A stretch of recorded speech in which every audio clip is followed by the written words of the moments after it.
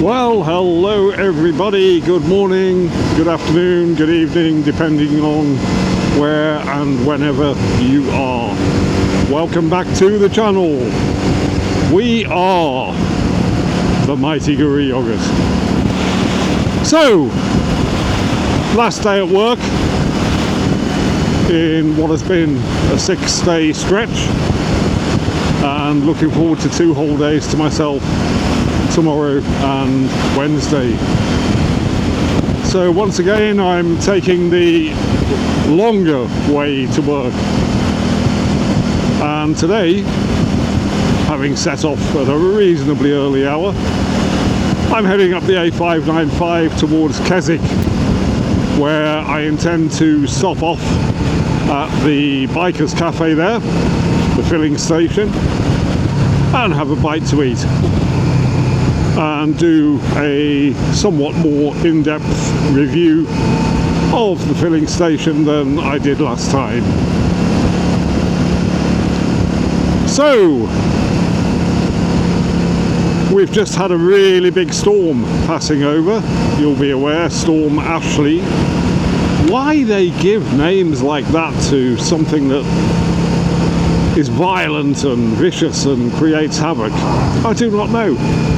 You know, why not have something a bit more monstrous or threatening or ominous or something like that? But Storm Ashley sounds like a gentle breeze, which it certainly wasn't. Trees have fallen in the area, and there were gusts of up to 70, 75, 80 miles an hour throughout the night.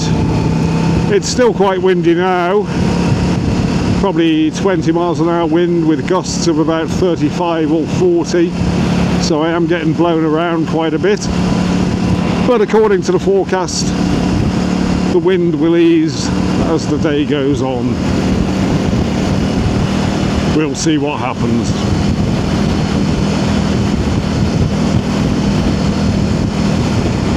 So I'm not entirely sure at this point which way I'm going to go to Keswick. I might go through Buttermere and do the Honister Pass, or I might just go straight up the 595 and turn right onto the A66 down toward Keswick, or I might go across Clayton-Moor, or Clayton-Moor as the Murgatroyd calls it. We were having a big discussion about how you would pronounce that word last evening. It's spelt in the same way as creator, just with an L instead of an R. So it should really be Cleator, I think. But anyway, the locals call it Cleator, and the Murgatroyd says Cleator. I'm just going to say Cleator-Moor, because I'm contrary. So you will remember this stretch of road from video a couple of days ago, I think, where I was heading down to Eskimos. We're going much further on today, and here are the ubiquitous traffic lights. Never known the A595 not have roadworks somewhere.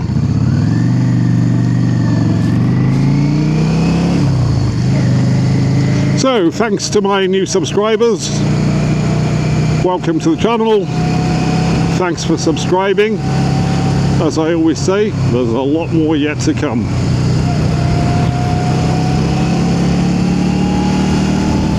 So, I believe we're now on 109 subscribers. Here's a little offer for you. The 110th subscriber gets a very special shout out. Will it be you? So I've still got a long way to go. I think I need 500 subscribers and 4,000 watch hours to get monetized. It's taken a while, but I kind of knew it would. On which subject? I've been doing a bit of market research. I've been looking at channels that have had long-standing success. I've been looking at more recent channels that are just beginning to make it, and can't help but mention On the Road Adventure there. I really do enjoy most of their videos. Rich and Eva make a very entertaining couple, and I'm really glad that things are going great for them. I want that for me. And so, in the course of the market research that I did, I came up with two strategies. Now, channels that have the most subscribers tend to be female motorcyclists.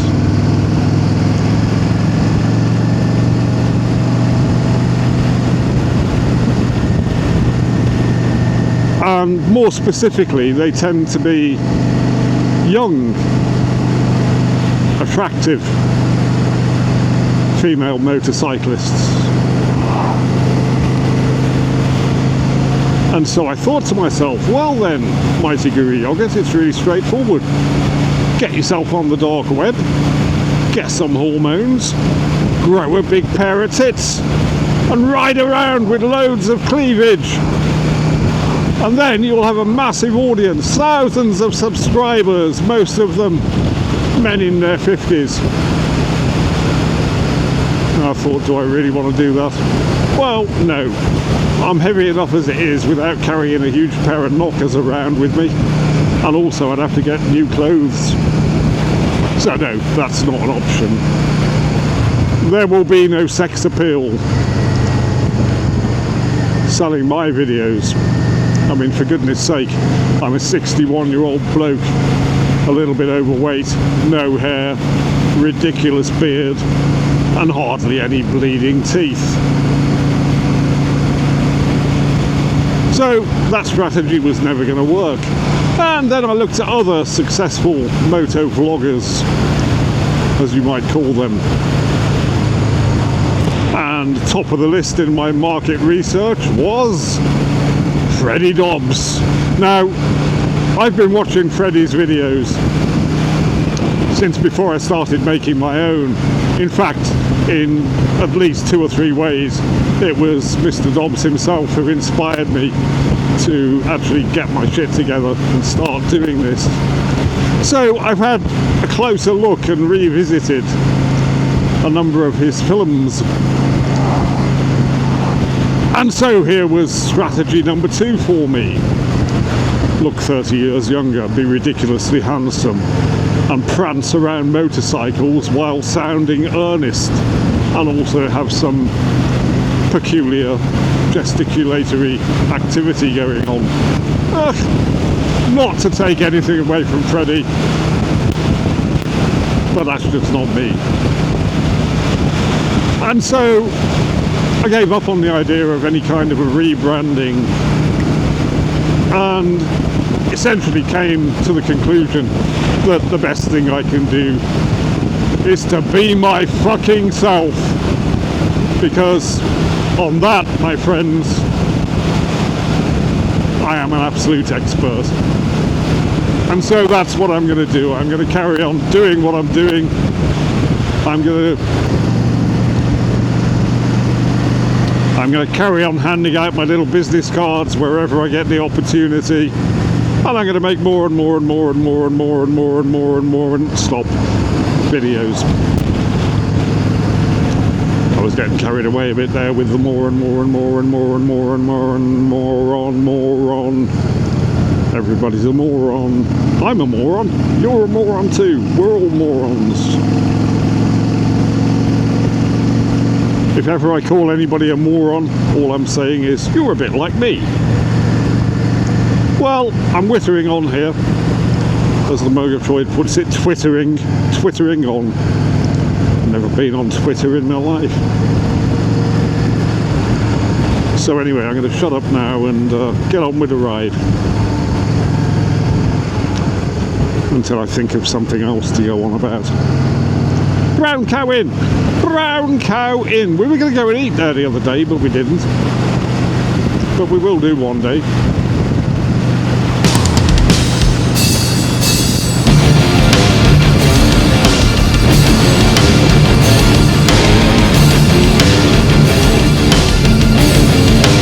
Let's have some shout-outs. Shout-outs to people that haven't given shout-outs to for a bit. Hello, Skarsgård! Hope you're watching. Skarsgård is the evil granddaughter, of course. Shout-out to my man Benji Mouse. My main man, Benji Mouse. Benji Mouse is considering putting his motorcycle away for the winter now. He reckons he might get another couple of rides in, but he doesn't ride when it gets cold. Or not too cold anyway. I'm hoping that we'll catch up before he puts his bike away for the winter and go out and have a ride together. It's been too long, Benji Mouse. Shout out to my man Gary Hind. Nice to see you this morning, Gary. Hope you enjoy this film. And kind regards to your fiancée, Julie. Shout out to my man Andy Dodd out in North Wales. Looking forward to catching up with you again soon. Andy strongly disapproves of me doing what I'm doing now. He says, you bloody YouTubers, he says, making everywhere too popular, that it's no good for the locals. Well, he's got a case, and he does have a point. Problem is, he keeps sticking it in me. I should probably rephrase that, but I probably won't. Oh, shout out to the Bruminator down on the south coast. God damn it, motherfucker, your texts are really beginning to annoy me. I've told you about your flag waving shite and your little muscly arm emoticons. What the fuck? You've got arms like sparrow's legs. Get in the ring, Bruminator! So I'm stuck here behind a trailer full of animals. Or it might not be a trailer full of animals, but it's a trailer for being full of animals. And heading up toward Ravenglass, and then on towards Gosforth, and then Egremont. At which point I'll have to decide the route that I'm taking to get to Keswick. And I do fancy a bit of mountain fun, even though it's freezing, bleeding cold and the roads are slick. And I've just had a burp in my helmet. I love that. There's a particular quality to the sound of a burp inside a helmet that you simply don't get. It's to do with the acoustics. Who likes burping in their helmet? I do.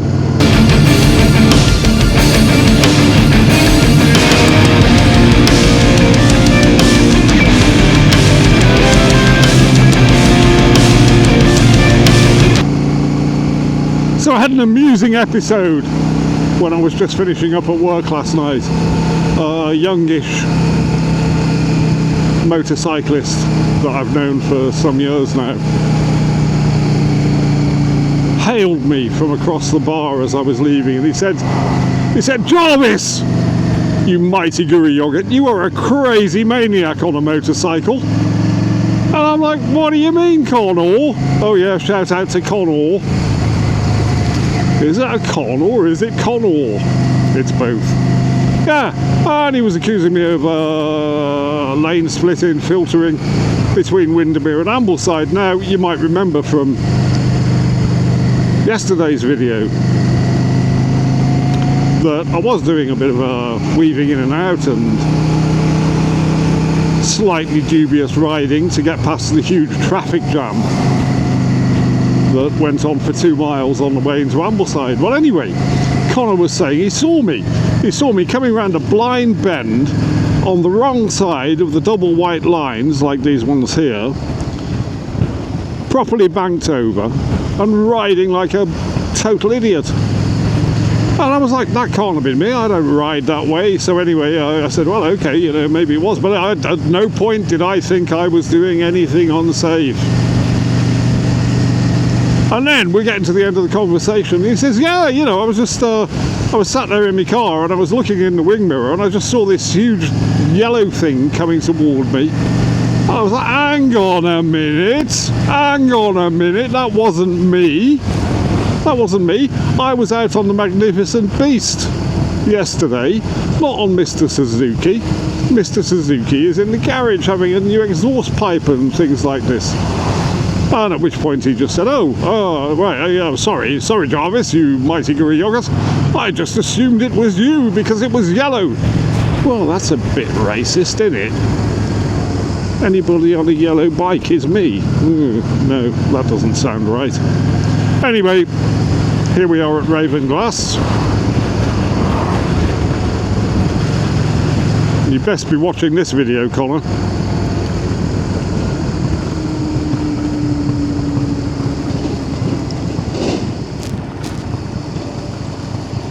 No road markings. So it's actually raining a little bit now, which I was kind of expecting. But the forecast says that the wind is going to drop and the sun is going to come out. So I'm just going to wipe my visor and keep going.